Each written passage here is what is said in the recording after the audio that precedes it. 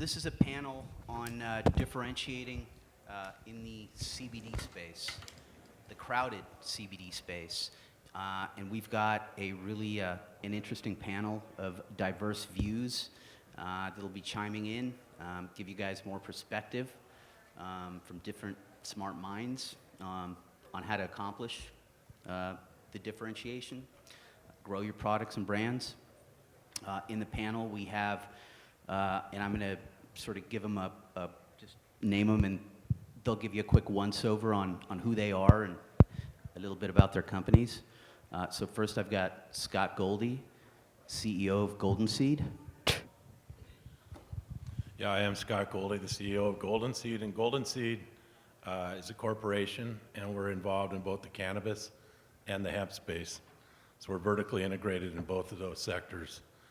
Started in December of 17, and our first crops will be coming to market in the next couple months. Good afternoon. My name is Omar Figueroa. I've been a lawyer in cannabis for 21 years here in California, and I'm also a director of the National Cannabis Industry Association, as well as the California Cannabis Tourism Association, as well as the International Cannabis Bar Association. I'm also the author of a book, California Cannabis Laws and Regulations 2020, which is basically a carefully curated compendium of laws and regulations pertaining to hemp and cannabis here in the Golden State. Hello. Wow. This one really works. My name is Ken Stratton. I'm a partner with the law firm Ragaway Law Group. The firm was established in 2011. We have 3 offices in the state, one in LA, one in San Francisco, and one in Santa Rosa. My practice is about 50-50 corporate and litigation, and firm-wide the litigation is about 50-50 between defense work and plaintiff's work. Before Ragaway, I was in private practice as a labor and employment attorney and a corporate securities attorney for 10 years. And then I went in-house, and I helped run 3 life science companies as the senior legal counsel. 2 of the life science companies were publicly traded with about $500 million market cap, both developing therapeutics for different indications in the human body. And another was an international conglomerate called Medtronic. Do we want to pass this around or just talk very loud?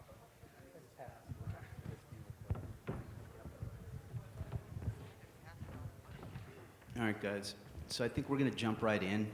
It's a very deep field, and I think exactly what the title of this panel is, I think is a really, really poignant question, and I think there are some direct answers that you'll get from everybody on here. So we'll start out by saying, what are the keys to differentiate your product or brand in CBD? We'll start with Scott. Yeah, so we've started growing hemp last year, actually. And the key for differentiation, I think, for us is a couple things. First, we have proprietary genetics that have been developed really over the last decade. And the uniqueness about them is that they're very high CBD percentages, some over 20%, and very, very high terpene profiles, and very unique terpene profiles. So if we're going out to the market and we could have those types of attributes, it lends itself really well, for instance, to smokable hemp. And Dean and I are working in a partnership to create a retail product that will be hemp cigarettes. And that's something that's very large in Europe, and I think it's going to be very large here in the United States. And they're really at the forefront of that. But what they're looking for were the type of genetics in hemp CBD that we can grow. The second thing that I think is really unique for us in terms of branding is that we grow everything organically, even the hemp. So it's very sustainable. We have our own worm farm. We create our own soil amendments, no chemicals or pesticides. And so we were meeting with the wellness company last week.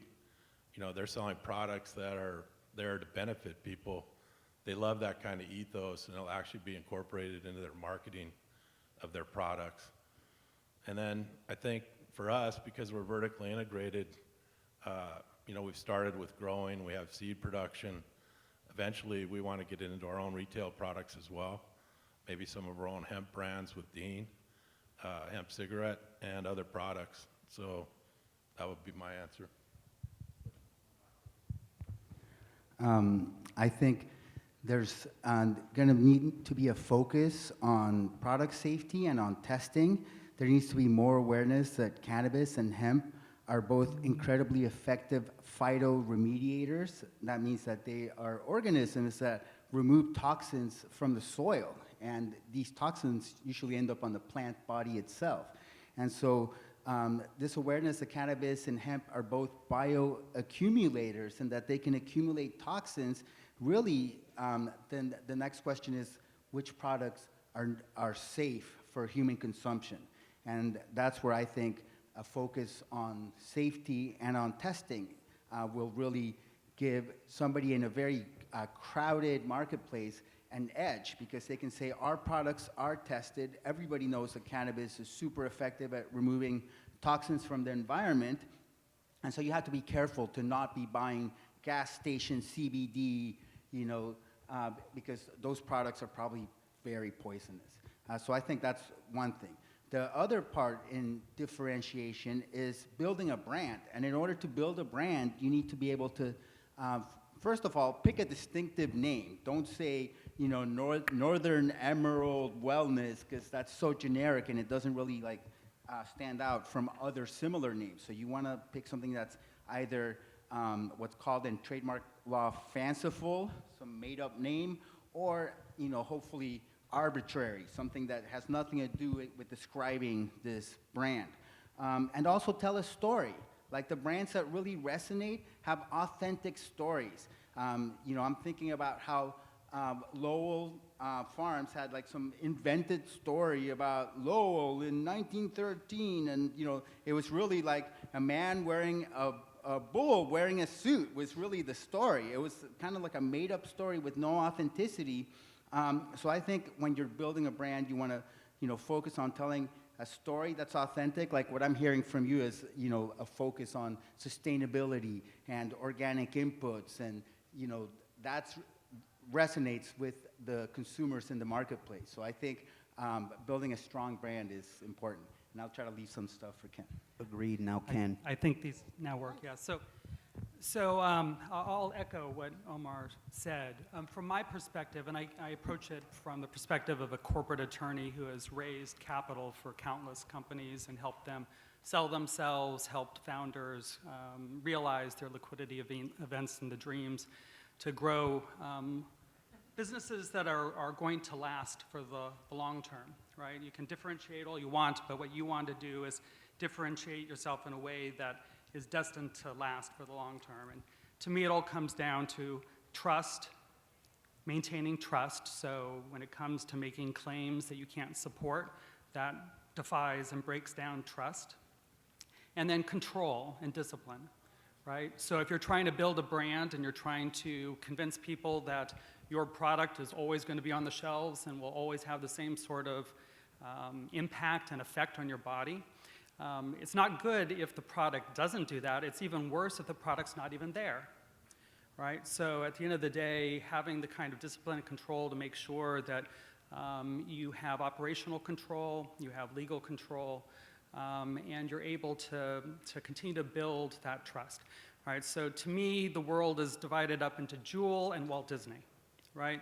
So Juul is a company that violated people's trust because it's pretty clear Juul targeted children in a way that was inappropriate. So, we already know how the FDA feels about CBD products. Don't target children, right? That's not good for a number of reasons, but that violated trust. Walt Disney is every bit as aggressive and successful as Juul has ever been. Walt Disney single-handedly destroyed copyright law in America to save Mickey Mouse, right? To make sure that Mickey Mouse continued to make them gobs of money into the foreseeable future, 200 years out, right? They're very successful, but they built trust, and they had operational control. And I think that's, from my perspective as a corporate attorney, that's what my advice would be to you. So Ken, I think those are all great answers, and sort of my takeaway. First, I just realized I didn't introduce myself, but I help run Bud.com and Wagner DeMoss, which is a technology that that is patented for the production of pre-rolls and scale. I think I'm an operator and investor, a lot like Scott, and so I think everything that I heard resonated with me. I think it starts with safety, because I don't think you're in the game unless your product is at that par. I think from there, I would say quality.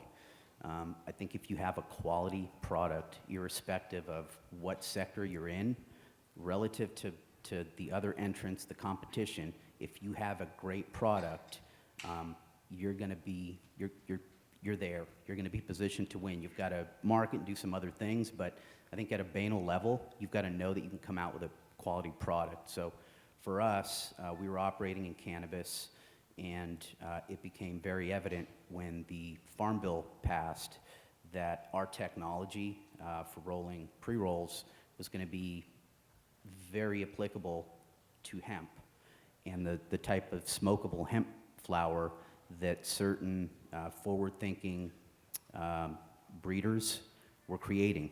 And Scott happened to be one of those folks who was forward-thinking and creating CBD strains. Essentially, over generations, Scott's partner was breeding down the THC from strains that we all know and breeding it into other cannabinoids and also terpenes. So they've got this high terp flower, and then I see my service, our asset is that we build these machines that are able to produce joints, unlike tobacco equipment that don't work with sticky resinous substances. Ours do. And so now their sticky hemp and our technology can come together and see a market that is far greater than the 540 dispensaries that our cannabis pre-rolls are in California. So it's just a much bigger addressable market if your resources as a business are conducive to being unique and coming up with a great product. I think that's what it is for me. So I'll jump to the next question here, which is, now that we're talking about products and the fact that quality and all these different factors are going to be sort of really determining factors if you're going to win, what can you do to take steps to appealing to consumers? I think we've touched on this a little bit, but what can your products do, or what can you do with your products to best appeal to consumers? Let's start with Omar here. I would think, like really being careful with the packaging and labeling, and not like overselling the products, not making any medical claims, which are for sure going to draw FDA scrutiny. Yes. Those are like the pitfalls to avoid. It's just basically the understanding about the medical benefits of CBD is already out there. There's no need to be repeating it and drawing FDA scrutiny. So I think that's something important. Others are making those claims for us. Let them. It's a good plan. I agree. Ken, about products? Well, I have to defer to the operational folks for most of product development questions, but I can say that as you are thinking about your products and you're thinking about differentiating yourself, you should also be thinking about protecting your intellectual property around the products. And we've already talked a little bit about trademarks, but there are things like trade dress, which is basically a trademark for the look and feel of your product. I've found in my own business experiences that some degree of consistency helps build that trust. It becomes familiar, and whatever is familiar is loved, and then whatever is loved is bought. So that I find to be important. I think anecdotally, I would say that there are a lot of products out there. There's a bit of a For the newbies who are going into the local dispensary, it's a bit of an overwhelming experience. If there are ways to simplify and get your message through clearly, and it works for you, then keep driving it home, because I think there's a lot of noise, and a simple, consistent message can help build that brand. Simple is generally good. Scott, you've got several SKUs of products. What do you think here? Yeah, for us, again, it was said earlier, creating a lifestyle brand is really the key to creating enterprise value at a company. And for us, when we created our Golden Seed brand, a lot of thought went into that. And actually where we located our farm, a lot of thought went into that. We're in Santa Cruz County, and the culture of that area is very embracing of cannabis, and it always has been. And we're really looking on the cannabis side to national distribution at some point. So we wanted to create a very iconic California surf brand. We concentrate on surf, art, music. In fact, some of the more prominent investors in our company, they're already in those sectors. You know, I see a lot of brands out there that have very blasé names, some very industrial, they're not really picking up the spirit of the culture of these industries. So, and I also agree that the lifestyle aspect of it, you know, has to start with the story. And our story, you know, we have a worm farm, and that's where it all starts. So we go all the way from worms to weed, and then it's really well branded and distributed. So that's what I would say. In that order, worms to weed. So let me twist the question a little bit, and I'll go back, right back to you, Scott, and take it down the line. So we're talking about how to appeal to consumers. Is there anything different, or what do you need to do to appeal to investors? Because this is an industry that it is competitive, and funding is something we're all battling for. So what can you do with the product SKUs?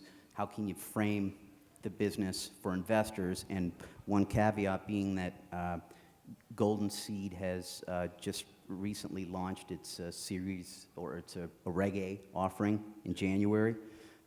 So we'd love to hear about sort of how you've positioned the brand and how that process is going for you. So the capital side of this industry has become very challenging. And when we started our company a couple of years ago, it was very important for us to not to give up control. I think Ken mentioned that earlier. So we invested quite a bit of our own capital into it. We have very little debt, and we waited until our company was far enough along to bring in investment, because we have a higher valuation. So we started with the Regulation D offering, which has been in the Securities Act since 1934, and that's where you're selling shares to accredited investors. That would be at a lower valuation. As we continue to build our brand, in 2015, the SEC approved an amendment to the act that allowed for sale of stock to anyone, and it's anyone really in the world. So that's called Regulation A, and we're qualified first week of January of this year to be the first cannabis cultivator and retail product in the country to be able to sell shares. And so yesterday was our 30-day anniversary, 30-day since we launched. And right now we have applications for investment from over 1,000 people in 46 states and 17 countries, literally in every continent in the world. And what that does for us is not only, at most, we'll give up 10% of our company, so we're still in control. We didn't take private equity. I think in the capital markets, a lot of people are taking too much money, and they're looking for business. You know, we're a business that's looking for money. We're credible. We're very near term, going to be cash flow positive, and that's just a great story. So through Regulation A, you raise capital, you create brand ambassadors throughout the country. When this becomes nationally legal, we'll already have exposure in all those states. So for us, we kind of approached it differently, but it's gone really well. I was on an investor call last night. There were over 100 people out of the 1,000 that have already come in, and it's just been very well received. It's very transparent. They take ownership in the company, and we communicate really well. So It's awesome, and I think the benefits will only begin to come as these folks are champions for the brand. So I think democratizing that process is just adds so much to a brand that way, as far as having brand ambassadors out there, essentially. Let's get to the lawyers who've dealt with this quite a bit, and your view as far as positioning the company towards investment. Definitely. I think something that a lot of my clients who are in the hemp world and creating hemp-derived CBD are doing is they're registering federal trademarks with the U.S. Patent and Trademark Office for all sorts of brands, because USPTO will register hemp trademarks after the Farm Bill. They will not yet register the cannabis brands. And so now you can have federally enforceable, federally registered trademarks for hemp-derived products that the USPTO just keeps issuing. And so that's something that I think investors will look at, is if you don't have any registered trademarks at the federal level, what have you been doing with all this investor capital so far? So I think that makes somebody more appealing from the investment perspective. I think your point of recruiting, using crowdfunding and Regulation A, investors all over the country who will later become brand ambassadors is a brilliant idea. And I'm glad to be standing next to the first company to have done this. I've been thinking for years, when will somebody finally implement crowdfunding and Regulation A for the cannabis industry? And I would say he deserves a round of applause.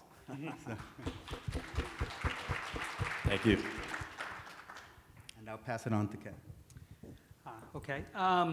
So I probably should say that, again, these are my opinions only and not legal advice.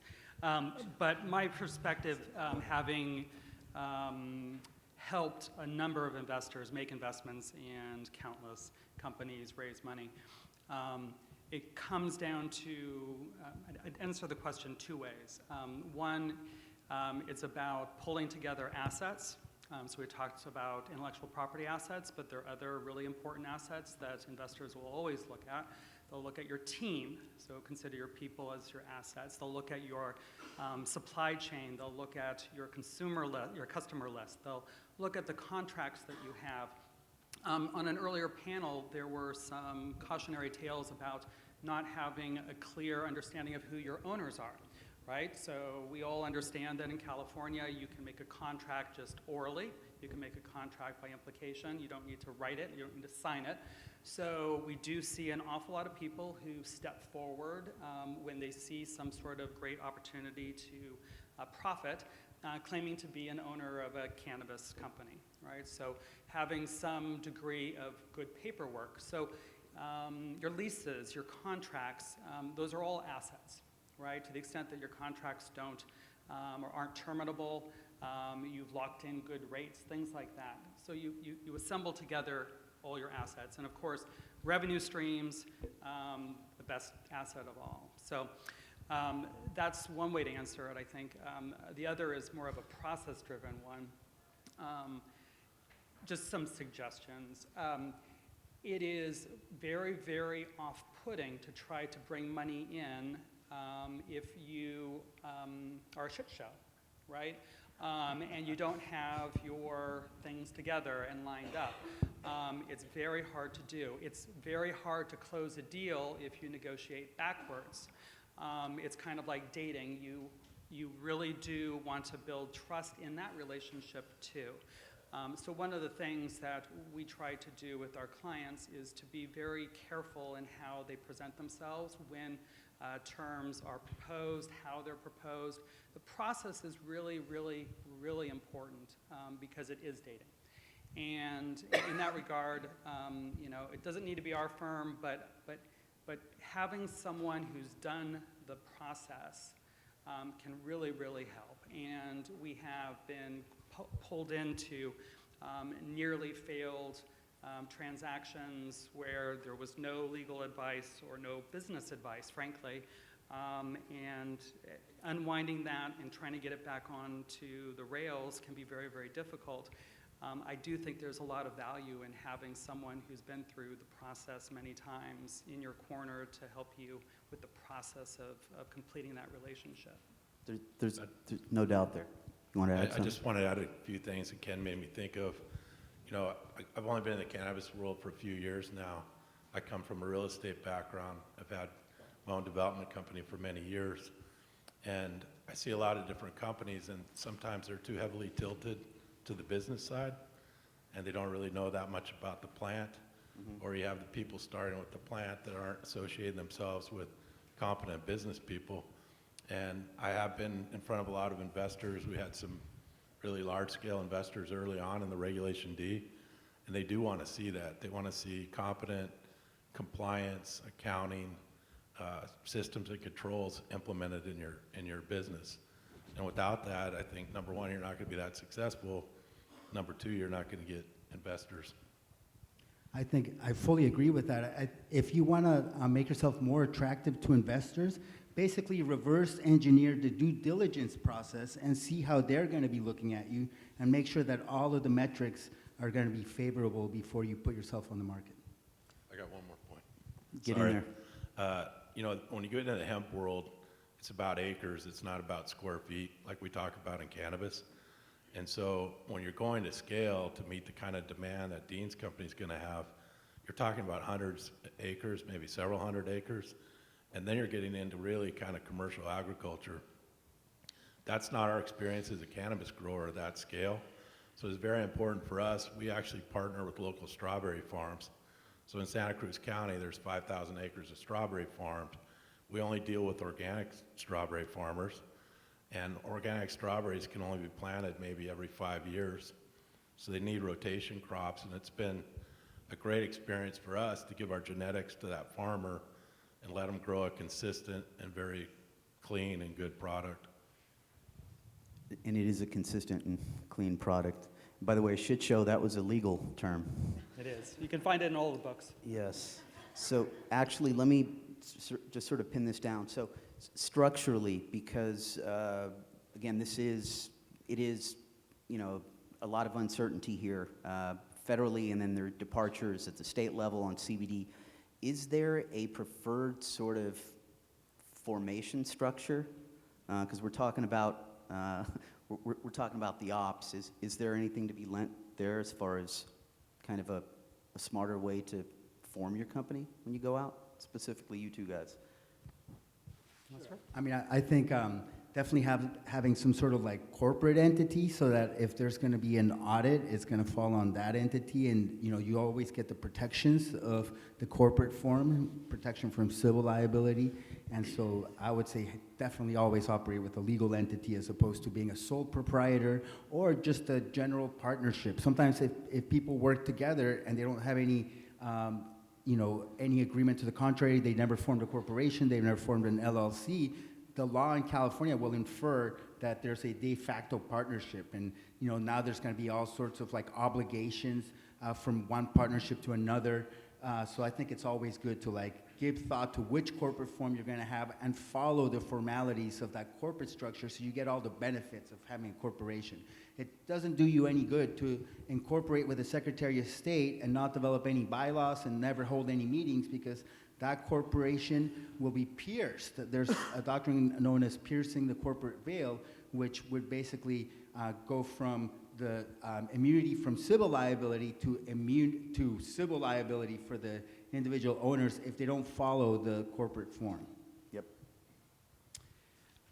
So there's no one size fits all, but I will say that our firm tends to prefer California corporations, largely for the reasons that Omar has gone through. It gives a level of protection for the individuals. It creates a certain amount of formality that people are familiar with, right? So that when you look at most of the investors, they know corporations down pat, but they're a little less sure what a partnership actually is or what it means. Corporations allow you to bulk up on shareholders too.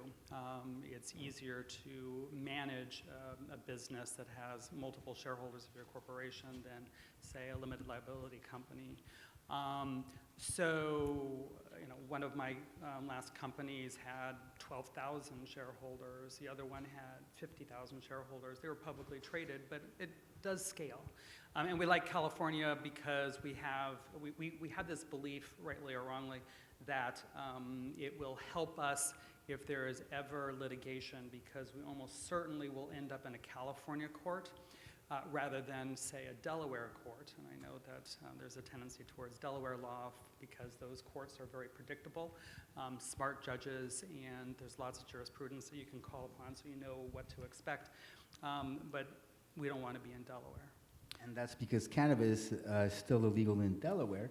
I guess for like a hemp-derived CBD products company, I think Delaware may be a viable option, you know, in terms of going public in the future, you know, because it's just something that the market understands how to analyze. That's a good point. Well, so we actually looked at that. And I think Scott may want to chime in as well, but we looked at that, and I think the fact that, yes, there is no cannabis law on the books in Delaware, that's one. But at the end of the day, there's also, I don't believe, a hemp law on the books.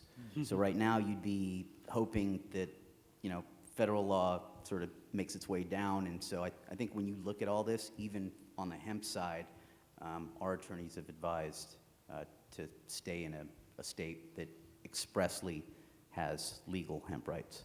Yeah. Scott? I just wanted to add an additional complexity in terms of organization. We're in both cannabis and we're in hemp. And, you know, because of federal banking laws, a lot of different compliance issues, way more compliance in cannabis, we found that we had to keep those companies completely separate. And even then, you know, if you're in hemp, that could affect your lending on other properties. We're kind of going through that right now. So I'd be interested to get you guys' take on that.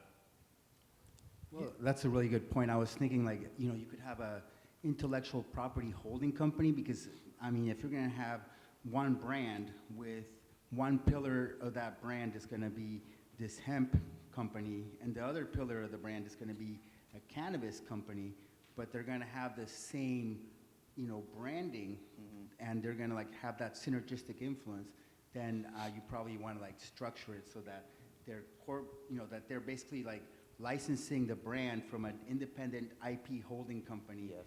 And I think that goes back to your initial question of how would you end up structuring it.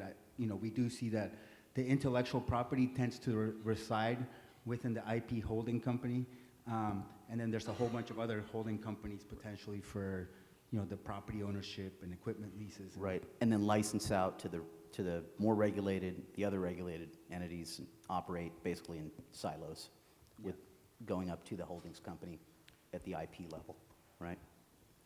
Yeah, so we use organizational groups for all kinds of things, and they can be very strategic.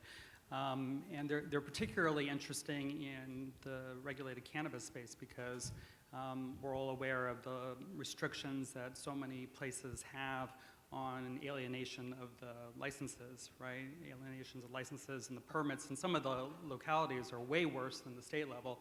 Try to change something at Bellflower, for example, right? So, you know, you can use organizational groupings for a really, really good purpose. I'll add one other thing that's not so much corporate formation, but it's just, it jumped into my mind when talking about the forum of dispute resolution. I am a big fan of arbitration. Arbitration in every single commercial agreement, arbitration in every single share purchase agreement, arbitration in employment agreements. Those are a little tricky, but they can be done. They're still enforceable here in California. There are lots of good reasons for it. The two that probably matter most to this group, the first is you can, almost by contract, shape the kinds of disputes and the kinds of remedies available to the parties. So you have tremendous power to get exactly what you want in a given relationship. And the other is it's completely private and it's in front of someone pretty much of your own choosing. So if you're worried about being in front of a 75-year-old who is, you know, dead set against what you do and think you are evil coming into the courtroom, you can't really strike them for that. You really can't. You could try, but you're not going to be successful. But you can choose your arbiter. And as the industry gets older and we have a working experience, we'll get to know who the arbitrators are who give all of you a fair shot. And the other reason why arbitration is so appealing and why so many cannabis or hemp-derived CBD agreements have arbitration clauses is because the justice system is broken when it comes to resolution of civil disputes. It takes approximately 7 years to get from filing of a complaint to a judgment in California, just because the criminal cases take precedence. They have all sorts of deadlines and time limits, and if you don't get prosecuted within the speedy trial rights, then the prosecution has to be dismissed. And therefore, in custody criminal cases basically go to the front of the judicial processing order, and it takes like years to get justice in the California courts. So that's a big reason why arbitration is becoming increasingly more common in the cannabis world. And now we have like private dispute resolution companies like JAMS. They have cannabis aware neutrals, whereas for a long time, like even finding neutrals that were aware of cannabis was very difficult. Interesting. So enough about laws. let's take it maybe 30,000 feet. We've talked about brands, ops, formation. One of the interesting dynamics happening, I think, is that you're seeing different types of entrants into the space. You see folks that are essentially sort of wellness brands coming in, and again, working off that ethos. And then you're also seeing cannabis brands who understand the space and obviously are looking for diversification because they've got resources that are really conducive to hemp. So you're seeing these two factors come in and sort of clash. Just interestingly wanted to hear your guys' opinions on how that landscape is going to look of CBD companies sort of globally. Yeah, just my perspective, starting out as a cannabis company and moving into hemp, there's a lot of cannabis companies that are diversifying into hemp flower. I mean, the distribution's different, but selling CBD products, but hemp flower, hemp terpenes. We're seeing a lot of people in the cannabis world try to get into that space. It's something we're considering ourselves. I think there's a lot of growth in the hemp industry because a lot of the people who are afraid of euphoria, that undesirable side effect of cannabis, are completely okay with like CBD and with the hemp effects. And so I think whoever wanted cannabis is already like a consumer is my belief. But there's many people who are trying to transition from all these opioid pain medicines who will find tremendous relief in CBD, and that's a tremendous growth market. And we also have the boomer population that is now looking for alternatives to opioid painkillers and alternatives to like the whole pharmaceutical cocktails that they're being prescribed, and they're looking for like one alternative herbal solution. So we do see. I think we haven't really. It's hard to predict now what it's going to look like, but we're going to see like a lot more innovation, especially as there's like different formulations. We're going to see cannabis drinks. We haven't really seen the full development of cannabis drinks. Just like 10 years ago, it would be difficult to predict that the vape cartridges would be one of the biggest segments of the cannabis industry. I think now it's difficult to predict what the next big segment will be, but it's going to involve technology and technological innovation. They will, and then it's a super dynamic space. So now it's off, 35% in the last 3 months, right? So room for new innovative products. I agree that it'll be a confluence of folks coming from different sectors that bring, I think, different viewpoints and different stories that they can craft to, I think, different segments of the audience. So let's do this. I think we have time for maybe one question. Maybe one question. Let's hear it again for Dean and Omar and Ken and Scott. Who's got one question? One. Oh, all the way up. They're always in the back. Never fails. Whenever I stand in the back, they're in the front. And when I stand in the front, they're in the back. It's the law of stoner exercise. I had a way to make them work. I remind you to download the Hoova app. Also, the after party tonight at Pier 23. Thank you. If you are not expecting outside, closer, can you hear me? Yep. If you're not expecting outside investors or don't need outside investors, do you still recommend having a California corporation over an LLC if you are in the hemp space as a farmer or in the cannabis space as a farmer? Let the lawyers go. So do you think that you can keep your membership down below, say, 35? Yes. So I think there are pros and cons either way. I'd need to know more, but that's a very lawyerly answer. It probably isn't the most important decision on your plate. If you're already an LLC, you probably should just continue to be one. Operating agreements are very flexible, and that gives you a lot of ability to have the corporate affairs, if you will, match your business interests perfectly. So you probably should just stay where you are, I would think. I think the big appeal of an LLC is streamlined corporate governance, but in California we have a statutory entity called a closed corporation that also offers streamlined corporate governance in a corporate form. And so that's also an option to consider, would be like a closed corporation. And many wine companies in Sonoma County, my home county, are closed corporations, like all the wineries and the wine growers, and just because they're very easy to manage. You don't really have to follow all of the formalities of the corporate form. So good question. My 2 cents is I'm with Ken. If you're not taking on a bunch of investors, LLC is easy. Easy peasy. Hey, thank you guys. Thank you all very much. Once again, for Dean and Scott and Omar.